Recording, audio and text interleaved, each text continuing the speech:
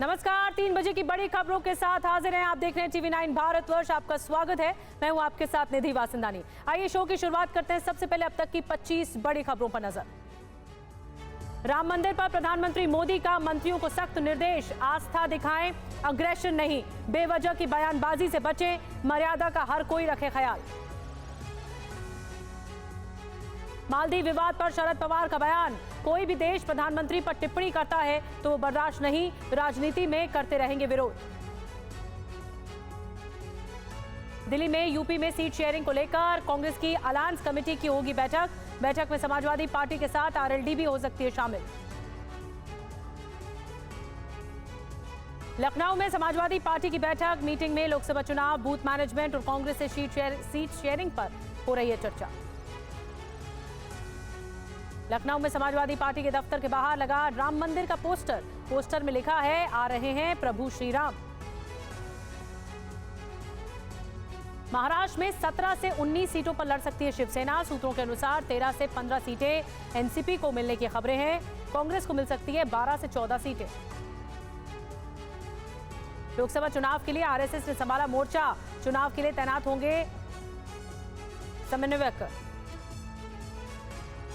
India गठबंधन के सहयोगी दलों की बैठक, सीपीआई के महासचिव डी राजा और लालू प्रसाद की मुलाकात, सीट शेयरिंग पर हुई चर्चा। नौकरी के बदले जमीन मामले में ईडी ने राउज एवेन्यू कोर्ट में चार्जशीट दाखिल की। चार्जशीट में राबड़ी देवी, मीसा भारती, हेमा यादव का नाम भी शामिल है। मुंबई में उद्धव ठाकरे के करीबियों पर ईडी ने कार्रवाई की। उद्धव गुट के विधायक रविंद्र वायकर के 7 ठिकानों पर ईडी ने रेड की है। जेपी नड्डा ने बीजेपी मुख्यालय में बुलाई राष्ट्रीय महामंत्रियों की बैठक, राम मंदिर, लोकसभा चुनाव से जुड़े मुद्दों की रणनीति पर चर्चा। टीएमसी नेता महुआ मोइत्रा को आवास खाली करने का नोटिस में पूछा गया सवाल, संसद सदस्यता खत्म होने के बाद भी सरकारी बंगला क्यों नहीं खाली किया। मालदीव में भारत विरोधी बयान के बाद बवाल, मोहम्मद मोइजू सरकार पर मंडराया खतरा। मालदीव के सांसद ने अविश्वास प्रस्ताव लाने की मांग की। उत्तर प्रदेश के मुख्यमंत्री योगी आदित्यनाथ का अयोध्या दौरा, चंपत राय के साथ अयोध्या में राम मंदिर प्राण प्रतिष्ठा समारोह की तैयारियों का जायजा लिया। राम जन्मभूमि तीर्थ क्षेत्र ट्रस्ट के महासचिव चंपत राय ने राम भक्तों को दिया संदेश, 22 जनवरी को भजन कीर्तन करें, दीप जलाकर आनंद उत्सव मनाएं। 22 जनवरी को प्राण प्रतिष्ठा का मुहूर्त तय, दोपहर 12:20 पर विराजेंगे रामलला। भव्य और अद्भुत राम मंदिर का नया वीडियो आया सामने, प्रवेश द्वार पर हनुमान, सिंह और गज की लगी है प्रतिमाएं। राष्ट्रपति द्रौपदी मुर्मू ने 26 खिलाड़ियों को किया सम्मानित, मोहम्मद शामी को अर्जुन अवार्ड, सात्विक और चिराग को खेल रत्न। गोवा में 4 साल के बेटे की हत्या के बाद सनसनी, सीईओ मां ने बेटे का कत्ल कर बैग में शव रखकर बेंगलुरु पहुंची। बेगूसराय में युवक की संदेहास्पद स्थिति में शव मिलने से सनसनी, मृतक के परिवार वालों का युवक की पत्नी पर हत्या का आरोप, रील बनाने के विवाद में हत्या की। हरियाणा के सोनीपत में रफ्तार का टूटा कहर, नेशनल हाईवे 44 पर कार और ट्रक में टक्कर, हादसे में दिल्ली पुलिस के 2 इंस्पेक्टर की मौत हो गई। देहरादून के झाझरा में क्लोरीन गैस रिसाव के बाद पुलिस ने आसपास का इलाका खाली करवाया, एनडीआरएफ की टीम मौके पर पहुंची। उत्तराखंड के Rajaji national park tiger reserve में बड़ा हादसे में 2 रेंजर समेत 4 लोगों की मौत। हरियाणा के सिरसा में भीषण सड़क हादसे में 6 लोगों की मौत, मरने वालों में एक ही परिवार के थे 5 लोग, कार अनियंत्रित होकर पेड़ से टकराई। बेंगलुरु में लोकायुक्त अधिकारियों ने राज्य में कई जगहों पर की छापेमारी, बेस्कॉम के महाप्रबंधक नागराज और उनके रिश्तेदारों के घरों पर की छापेमारी। तरफ तो एनडीए है तो दूसरी तरफ इंडिया अलायंस है। बहुत ज्यादा सुगबुगाहट और सुर्खियां सामने आ रही हैं क्योंकि लोकसभा चुनाव के लिए जबरदस्त तैयारियां चल रही हैं और इस बार किसकी सत्ता, ये सबसे बड़ी कवरेज टीवी 9 पर आप लगातार देख रहे हैं। तैयारियां तेज हो गई हैं लोकसभा चुनाव के लिए। सभी सियासी दल पूरी ताकत झोंक रहे हैं, चुनावी रणनीतियां बना रहे हैं, एक्शन ले रहे हैं। एक तरफ एनडीए चुनाव पर मंथन कर रही है तो दूसरी तरफ इंडिया अलायंस भी जबरदस्त यहां पर हलचल देखने को मिल रही है। इंडिया लगातार बैठकें कर रही है। इंडिया अलायंस सीट बंटवारे को लेकर कोई रास्ता निकालने का प्रयास किया जा रहा है।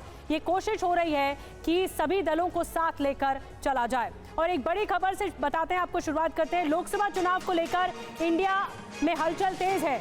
महाराष्ट्र, यूपी और बिहार, ये 3 राज्य जहां पर 168 सीटें आती हैं, जिसको लेकर लगातार मंथन किया जा रहा है। किस दल को कितनी सीटें, सीट बंटवारे को लेकर गठबंधन का मंथन हो रहा है। महाराष्ट्र, यूपी, बिहार में सीट बंटवारे पर चर्चा।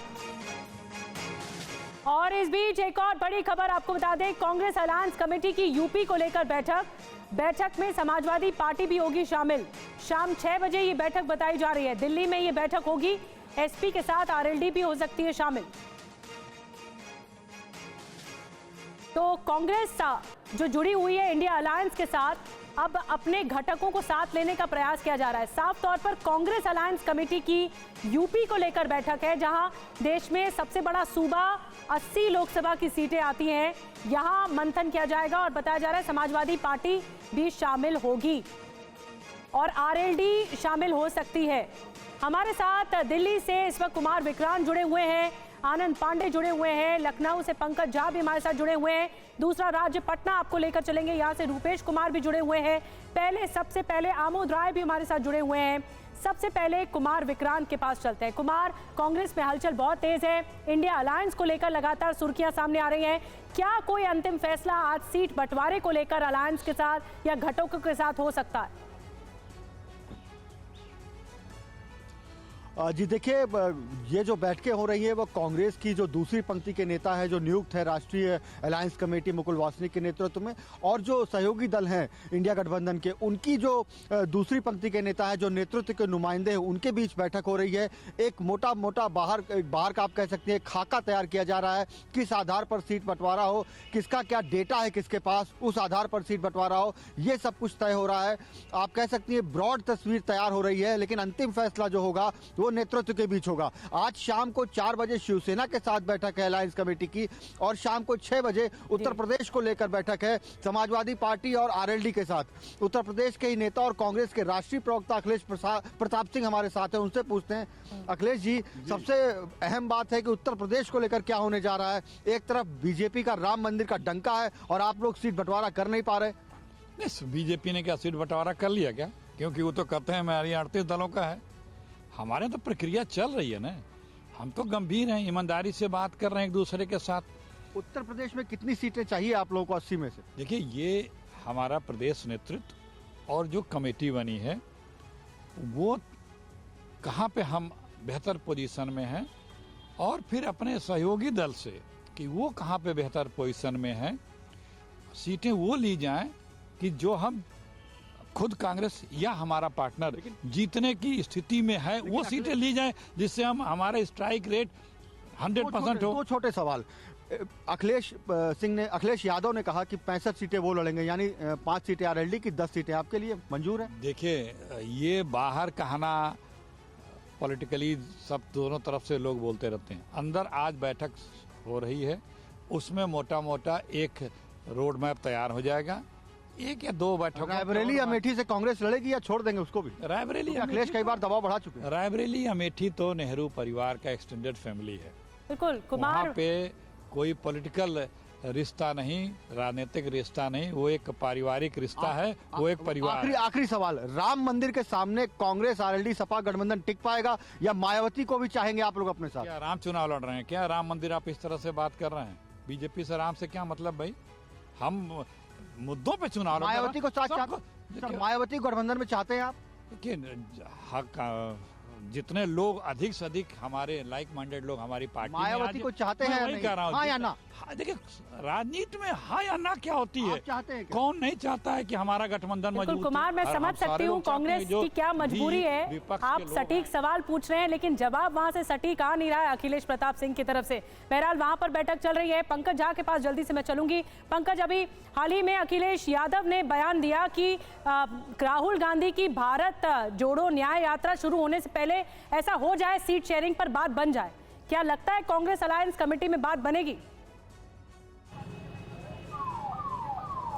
देखिए, मुझे लगता है बिल्कुल, और अखिलेश यादव ने भी अपना दिल बड़ा करने का एक तरीके से मन बना लिया। मैं समाजवादी पार्टी ऑफिस के सामने हूं और कुछ देर पहले विधायकों और पिछले चुनाव में, विधानसभा चुनाव में जो हारे हुए नेता थे, उन सब की बैठक बुलाई थी। इस बैठक में एक बहुत बड़ी बात अखिलेश यादव ने अपने नेताओं के सामने कही। ये जो पिछले 3-4 दिनों से मायावती से उनकी जुबानी जंग हो रही थी, उसको लेकर उन्होंने कहा मायावती उम्र में हमसे बड़ी हैं, बड़ी नेता हैं और हम सबको उनका सम्मान करना चाहिए। यानी बदलते हुए हालात में अखिलेश ने एक बड़ा दिल दिखाया। अगर ऐसा होता है जैसा कहा जा रहा है कि 15 जनवरी को जब मायावती का बर्थडे है, उसके बाद स्टैंड क्लियर हो सकता है, या उसी दिन कि बीएसपी क्या इंडिया गठबंधन में भी शामिल होगी या नहीं होगी। इसीलिए आज शाम में हालांकि सीटों के बंटवारे को लेकर राम गोपाल यादव एक लिस्ट लेकर गए हैं, जो कहा जा रहा है कि 57 ऐसे उम्मीदवारों की लिस्ट है। लेकिन कांग्रेस अभी इंतजार करेगी कि बीएसपी का स्टैंड क्या होता है। लेकिन एक तरीके से खाका खिंच रहा है यूपी में कि बीजेपी के खिलाफ सभी पार्टियों को एकजुट होना है। बड़ी बात कह रहे हैं पंकज झा आप, और ये सबसे बड़ा भी सस्पेंस होगा कि क्या बीएसपी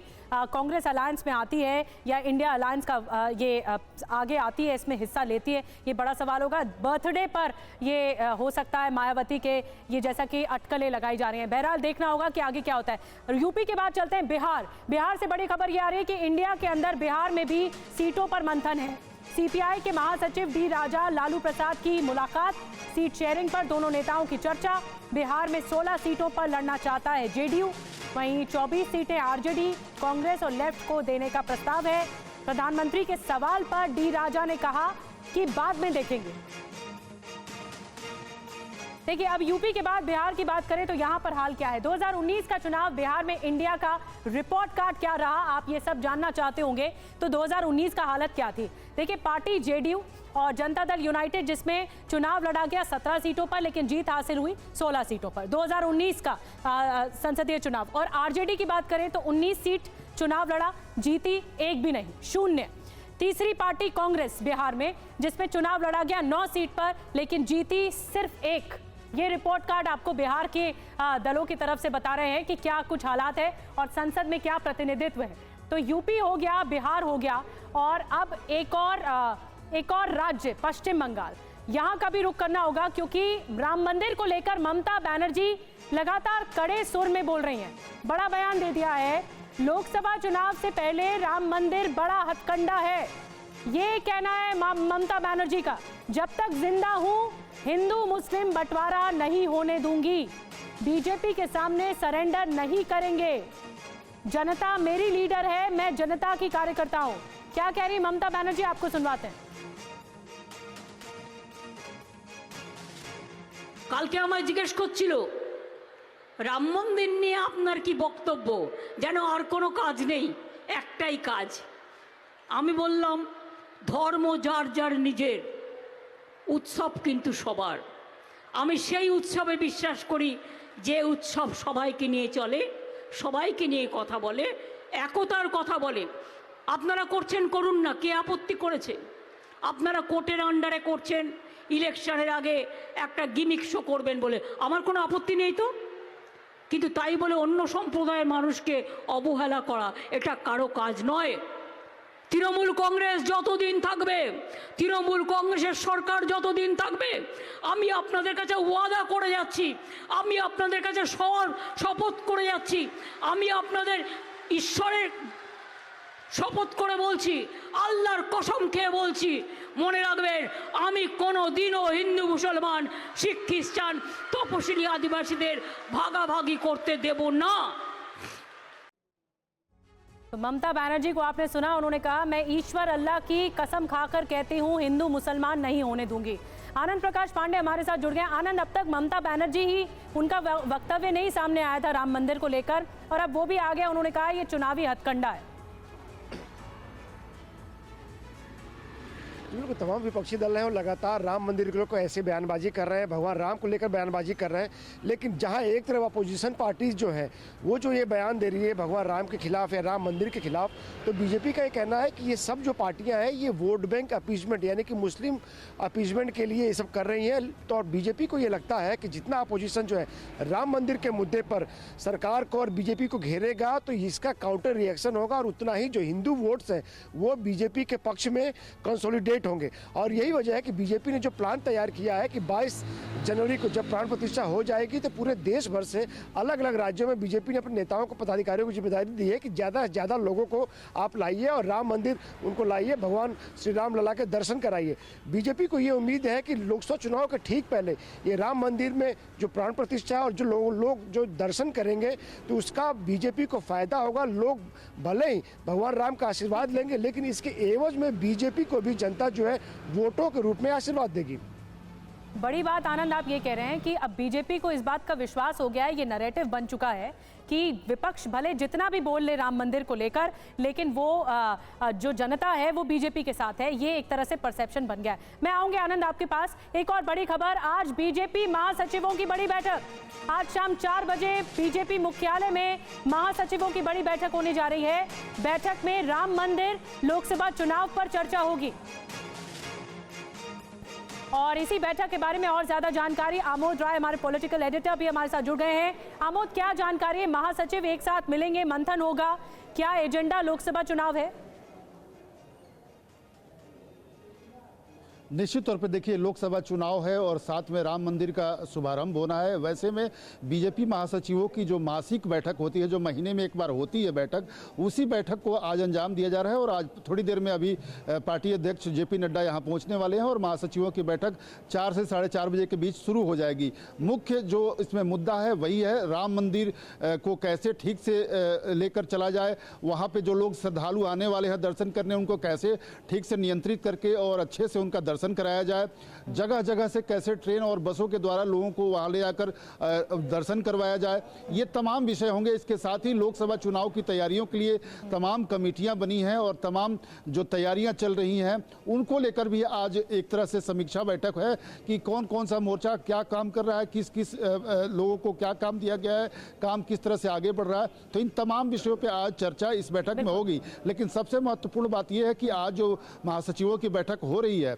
उसके बाद आज 4 महासचिव अयोध्या के लिए रवाना होंगे और वहां वो 2 दिन तक रहने वाले हैं और वहां पे जो व्यवस्था है बीजेपी कार्यकर्ताओं को जो करनी है उसके बारे में वहां बैठक करेंगे। लगातार बड़ी जानकारी आमोद राय पहुंचा रहे हैं कि इस बैठक के बाद जो 4 पदाधिकारी हैं, जो 4 महासचिव हैं, वो अयोध्या के लिए रवाना होंगे। वहां पर भी तैयारियों का जायजा लेना है। तो 2 बड़े एजेंडे हैं, एक तो लोकसभा चुनाव है, वहां पर लेकर एनडीए में घटकों की स्थिति क्या है, सीट शेयरिंग को लेकर, और दूसरी बड़ी बात राम मंदिर की प्राण प्रतिष्ठा को लेकर भी, तैयारियों को लेकर भी मंथन जारी है। आऊंगे आमोद आपके पास। एक और राज्य की तरफ रुख करेंगे, अब रुख करते हैं महाराष्ट्र का।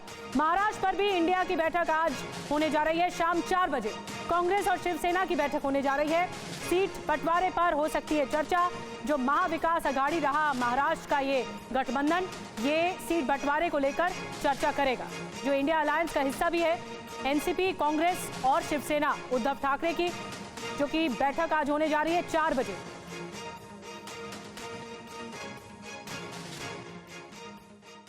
तो आपको बता दें कि महाराष्ट्र में 17 से 19 सीटों पर लड़ सकती है शिवसेना, ये जानकारी मिल रही है। एक और बड़ी खबर, 13 से 15 सीटें एनसीपी को मिलने की खबरें हैं, सूत्र बता रहे हैं, और 12 से 14 सीटें कांग्रेस को देने की चर्चा है। सूत्रों के हवाले से टीवी9 के पास ये एक्सक्लूसिव जानकारी मिली है। एनसीपी कोटे से ही प्रकाश अंबेडकर, शेतकारी को सीटें, वहीं 2 से 3 सीटें प्रकाश अंबेडकर और शेतकारी को सीट। लेकिन अभी ये सिर्फ कयास हैं, अभी आखिरी सहमति नहीं बन पाई है। आइए आपको टीवी9 भारतवर्ष के पास मौजूद महाराष्ट्र के फॉर्मूले को दिखाते हैं कि किस फॉर्मूले पर चर्चा हो रही है जिस पर विपक्षी गठबंधन इंडिया में सहमति बन सकती है।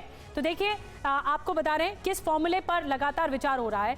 आप शिवसेना जो है वो 23 सीटों की मांग कर रही है और जो मिलने की उम्मीद है वो 17 से 19 सीटें मिलने की उम्मीद है गठबंधन के तहत। एनसीपी आपको बता दें 18 सीटों की मांग कर रही है, लेकिन मिलने की उम्मीद कितनी है? 13 से 15 जो सामने आ रही हैं, सूत्र बता रहे हैं। और कांग्रेस जो पार्टी है उन्होंने 18 सीटों की मांग की है। अब मिलने की उम्मीद क्या है? 12 से 14।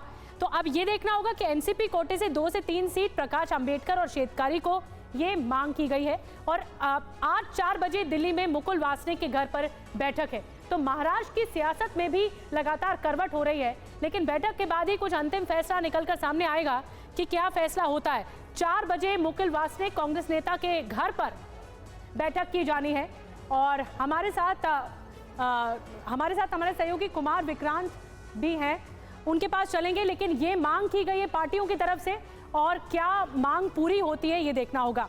इंडिया की बैठक पर शरद पवार का बयान भी आ गया है, ये भी बहुत महत्वपूर्ण है। सीट बंटवारे का फॉर्मूला तय है, जहां जो जीता वहां उनके प्रत्याशी लड़ेंगे, सीट बंटवारे पर रास्ता निकालेंगे, ये शरद पवार का कहना है। हर पार्टी ज्यादा सीट मांगती है, ये भी शरद पवार का कहना है। अलायंस पार्टी जब करते हैं, अब सब अलायंस पॉलिसी में शुरू में एक्सेसिव डिमांड कई पॉलिटिकल पार्टी रखते हैं, इंसिस्ट करते हैं, कभी पब्लिक स्टेटमेंट भी देते हैं। और जनरल थिंकिंग इंडिया के भाषण से ये है कुछ भी हो जाए।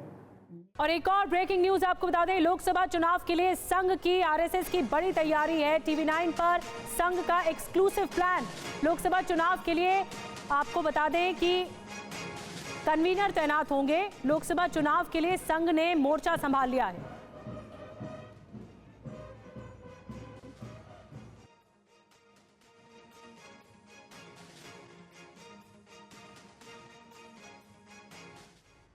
और देखिए अब ये इलेक्शन प्लान क्या है आरएसएस का, संघ का, आपको हम वो बताने जा रहे हैं। ये एक्सक्लूसिव जानकारी आप टीवी9 भारतवर्ष पर देख रहे हैं। हर लोकसभा में संघ के समन्वयक होंगे, कन्वीनर के तौर पर आगे बढ़ेंगे। यूपी में 80 समन्वयक तैनात होंगे। 80 लोकसभा सीटें यूपी में और 80 होंगे। प्रभारी संयोजक के साथ समन्वयक को जिम्मा दिया जाएगा, ये जानकारी मिल रही है। और वोटर तक, मतदाता तक पर्ची पहुंचाने की जिम्मेदारी भी की जाएगी। वोटर को बूथ तक ले जाने की जिम्मेदारी भी की जाएगी। और आपको बता दें कि हर बूथ पर 2 से 3 कार्यकर्ता मौजूद रहेंगे, ये भी जानकारी दी जा रही है। लोगों तक सरकार की बात पहुंचाने का जिम्मा भी संघ के प्रतिनिधि करेंगे। हर सीट से 2000 लोगों को अयोध्या दर्शन भी कराया जाएगा। अयोध्या दर्शन के लिए हर लोकसभा में एक नोडल अफसर भी होगा, एक नोडल अधिकारी भी होगा। और ये एक्सक्लूसिव जानकारी टीवी9 भारतवर्ष आप तक पहुंचा रहा है। आगे बढ़ते हैं खबरों में। मालदीव विवाद पर बड़ी खबर है। शरद पवार ने कहा प्रधानमंत्री पर टिप्पणी बर्दाश्त नहीं है। ये कहा शरद पवार ने, राजनीति में विरोध करते रहेंगे, ये कहा शरद पवार ने। कोई भी देश प्रधानमंत्री पर टिप्पणी करता है तो वो बर्दाश्त नहीं।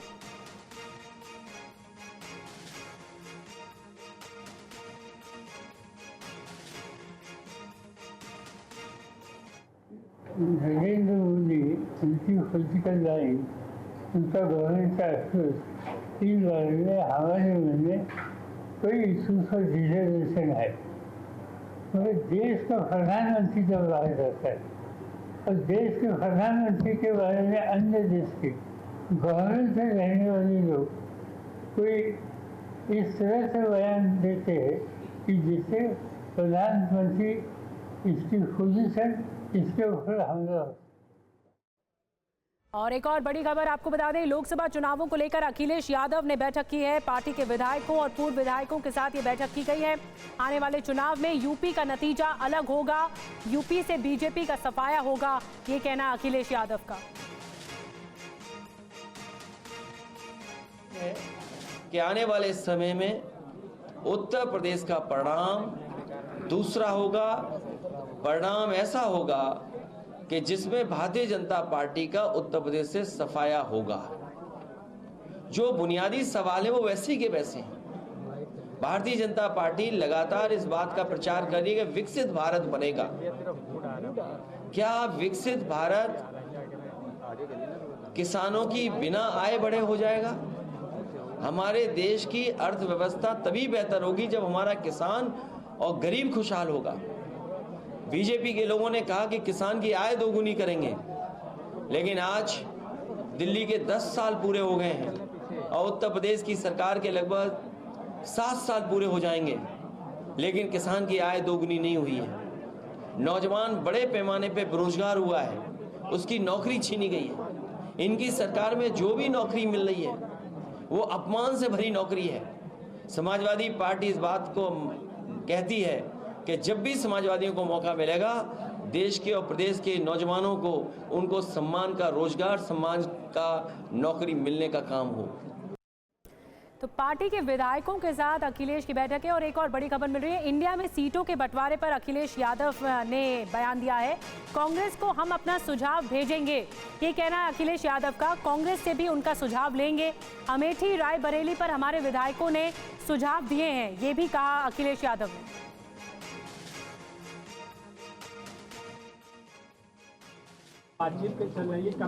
बातचीत हो रही है, उसमें पार्टी की तरफ से सुझाव दे दिए जाएंगे। और अब राम मंदिर पर हमारी खास पेशकश। मंदिर वहीं बनाया है। 22 जनवरी को भगवान राम के मंदिर का उद्घाटन समारोह है और उसी दिन रामलला की प्राण प्रतिष्ठा भी की जाएगी। पूरे समारोह के लिए जबरदस्त, जी हाँ, जबरदस्त तैयारियां चल रही हैं। राम मंदिर के लिए विशाल और नक्काशीदार दरवाजा बनाया गया है। रामलला को मथुरा के लड्डुओं का भोग भी लगाया जाएगा। 551 मीठे पान का भोग भी लगेगा और इसके लिए मंदिर परिसर में और भी कई प्रतिमाएं लगाई जा रही हैं, जिनके जरिए आपको बता दें कि भगवान राम के बचपन की झलक दिखाई जाएगी। और जैसा कि आप तस्वीरों में देख रहे हैं, बहुत ही खूबसूरत नक्काशीदार दरवाज़ा बनाया जा रहा है। 551 मीठे पान का भोग भी लगाया जाएगा। इसके अलावा श्री कृष्ण जन्म स्थान मथुरा के लड्डुओं का भोग लगाया जाएगा और मंदिर परिसर में कई प्रतिमाएं लगाई जाएंगी और पूरे परिसर को भव्य तरीके से फूलों से सजाया जा रहा है। और अयोध्या में रामलला की प्राण प्रतिष्ठा की तैयारियां जोरों पर हैं। साथ ही भक्तों को बांटा जाने वाला प्रसाद भी तैयार किया जा रहा है। कौन बना रहा है रामलला के लिए प्रसाद, क्या है इसकी खासियत? अयोध्या से संवाददाता कुमार कुंदन की ये खास रिपोर्ट। ब्रह्मवेत्ता श्री देवराहा बाबा हंस बाबा की ओर से भी यहाँ पे एक पूरा प्रसाद का आयोजन किया जा रहा है और जो लोग आएंगे, जो विशिष्ट अतिथि आएंगे, उन विशिष्ट अतिथियों को इस तरह के जो टिफ़िन हैं, उन टिफ़िनों में बाकायदा लड्डू पैक करके दिए जाएंगे, जिससे कि वो अपने घरों में, अपने परिवार के लोगों में, उन लोगों को जो है वो बांटा जा सके और उसका ये करे। महाराज जी, ये कार्यक्रम इसके आगे भी चलता रहेगा? इसके आगे कार्यक्रम भी चलता रहेगा। इसके आगे कार्यक्रम 27 जनवरी से लेकर 27 फरवरी तक, उसमें भारतवर्ष से सभी राज्य से लगभग 800 विशिष्ट, अति विशिष्ट लोग जो पधारेंगे, तो वो कारसेवकपुरम में 45 एकड़ में एक टेंट सिटी बनी है, उन लोगों को उसमें ठहराया जाएगा। उन लोगों को रामलला का दर्शन कराया जाएगा और वहाँ सारे रहने सहने की व्यवस्था होगी। आश्रम की ओर से ब्रह्मवेत्ता श्री देवराहा हंस बाबा जी महाराज की ओर से हलवा प्रसाद उनको दिया जाएगा ग्रहण करने के लिए। साथ साथ उन्हें प्रसाद वितरण करने के लिए एक झोले में लड्डू होगा और कुछ ग्रंथ होंगे जो उनको घर ले जाने के लिए सभी 8000 से 10,000 अतिथियों को प्रदान किया जाएगा। प्रतिदिन यह प्रक्रिया 1 माह तक चलेगी। तो देवराहा बाबा की ने जो प्रण लिया था या जो उन्होंने भविष्यवाणी की थी, वो भविष्यवाणी 22 तारीख को पूर्ण हो रही है और उस पूर्ण भविष्यवाणी के लिए उनके जो शिष्यगण हैं वो इस तरीके से लड्डू तैयार कर रहे हैं, जो तस्वीरों में आपको दिख रही होगी। ये लड्डू विभिन्न विशिष्ट अतिथियों को दिया जाएगा और उसके पहले रामलला को भोग लगाया जाएगा। TV9 भारतवर्ष आपको हर वो तस्वीर दिखा रहा है जो अयोध्या के रंग से संबंधित है। और मैं आपको एक बात बताना चाहता हूँ कि ये क्यों विशिष्ट है। विशिष्ट इसलिए भी है क्योंकि देवराहा बाबा उन संतों में थे जिन्होंने सबसे पहले इस बात का ऐलान किया था कि बहुत ही अच्छे तरीके से रामलला के मंदिर का निर्माण होगा और वह निर्माण की प्रक्रिया अब पूरी हो रही है और रामलला प्रतिष्ठित हो रहे हैं। कैमरामैन निरंजन के साथ कुमार कुंदन, TV9 भारतवर्ष, अयोध्या। और व्यवस्था तो कुछ ऐसी भी की गई है कि 22 जनवरी के बाद भगवान श्री राम का प्रसाद आपके घर तक पहुंचेगा। एक और बड़ी खबर, राम मंदिर के लिए भव्य दरवाजा तैयार हो रहा है। ग्राउंड फ्लोर पर लगाए जाएंगे 18 दरवाजे। जी हां, 18 दरवाजे लगाए जाएंगे। 14 दरवाजों पर सोना लगाया जाएगा। दरवाजों पर हाथी और कमल की आकृति बनी हुई है।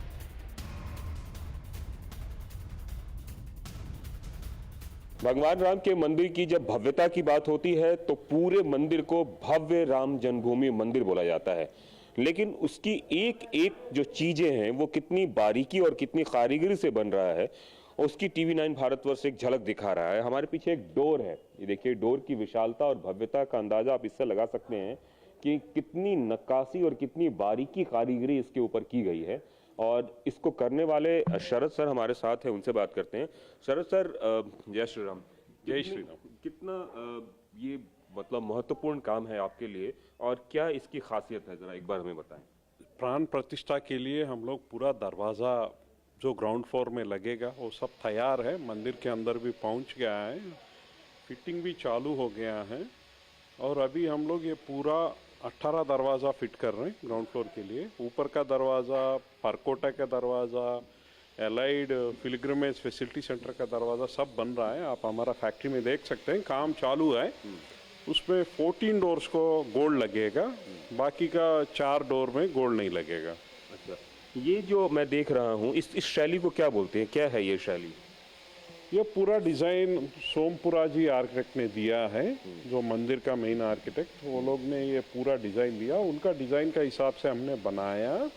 इसमें गजराज है, कमल है, देवता मूर्तियां हैं और नगारी शैली का झरोके और फूल, ये पूरा डिज़ाइन हमने पूरा हाथ से बनाया। ये ग्राउंड फ्लोर से फर्स्ट फ्लोर जाने वाला स्टेयरकेस का फोल्डिंग डोर है, इसमें बारीक नगीशी है और ये मंदिर में सबसे बड़ा डोर है। इसका 6 इंडिविजुअल डोर्स मिलके एक डोर होता है, इसको खोले तो फोल्डिंग मॉडल में बहुत बड़ा स्पेस आएगा। और इसको किस लकड़ी से बनाया गया? ये तो अयोध्या के राम मंदिर की हर तस्वीर, हर अपडेट आप देख पाएंगे सिर्फ टीवी 9 भारतवर्ष पर। एक छोटे से ब्रेक के लिए रुकना होगा, लेकिन ब्रेक के बाद भी खबरें जारी हैं।